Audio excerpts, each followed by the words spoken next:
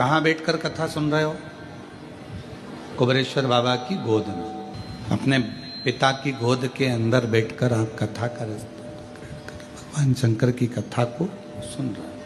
हो। और पिता की गोद में बैठकर, भगवान शंकर की गोद में बैठकर जब हम कथा का लाभ ले रहे हैं, पिता की गोद में बैठकर जब हम कथा को श्रवण कर रहे हैं,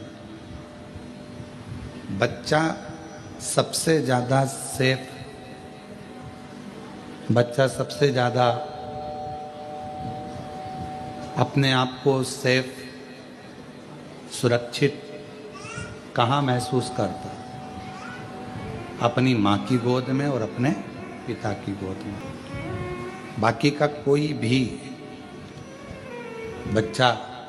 किसी स्थान पर अपने आप को सेफ नहीं समझता। उसको लगने लगता है कि अब मुझे कोई भय नहीं है, अब मुझे कोई डर नहीं है, अब मुझे कोई भय नहीं है, अब मुझे कोई डर नहीं है, क्योंकि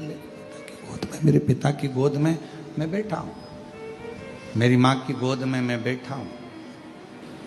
अब मुझे कोई टेंशन नहीं है, अब मुझे कोई चिंता नहीं है, अब मुझे कोई परेशानी नहीं है। जैसे पिता की गोद में बैठने के बाद व्यक्ति के हृदय में यह भाव आ जाता है कि अब मैं सेफ हूँ, अब मुझे भय नहीं है, सामने से कोई श्वान आ गया, कोई सिंह आ गया, कोई आ गया और मुझे भय नहीं है। कुबेरेश्वर धाम पर आप जितने भी बैठकर कथा को श्रवण कर रहे हैं, पितृपक्ष में या ऑनलाइन टीवी के सामने बैठकर, मोबाइल पर, दुकान पर, कहीं पर भी बैठकर शिव महापुराण की कथा यदि आप श्रवण कर रहे हैं, तो आपको यह महसूस होना चाहिए कि अब हम भगवान शंकर की गोद में बैठ गए हैं। हमें अब संसार का कोई भय नहीं है, हमें कोई भय का, हमारे भीतर का भय, हमारे भीतर का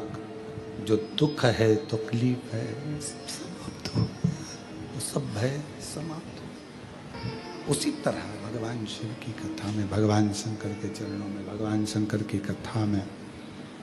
भगवान शंकर की इस पवित्र गोद में बैठकर जब हम, जितनी देर आप शिव महापुराण की कथा में बैठे, जितनी देर आप भगवान शंकर की अविरल कथा को धारण करें, जितनी देर आप भगवान शिव की पवित्र कथा को अपने हृदय में, अपने चित्त में, अपने मन में उतारें, उतनी देर अपने मन में ये भाव रखें कि मैं शिव की गोद में बैठा हूँ, मेरे पिता की गोद में बैठा हूँ। और ये निश्चित है, पिता की गोद में से जब बच्चा उठता है, पापा का मोबाइल, पेन, जेब में कोई सामान होता है वो, या कोई सामग्री बच्चा लेकर उठता है।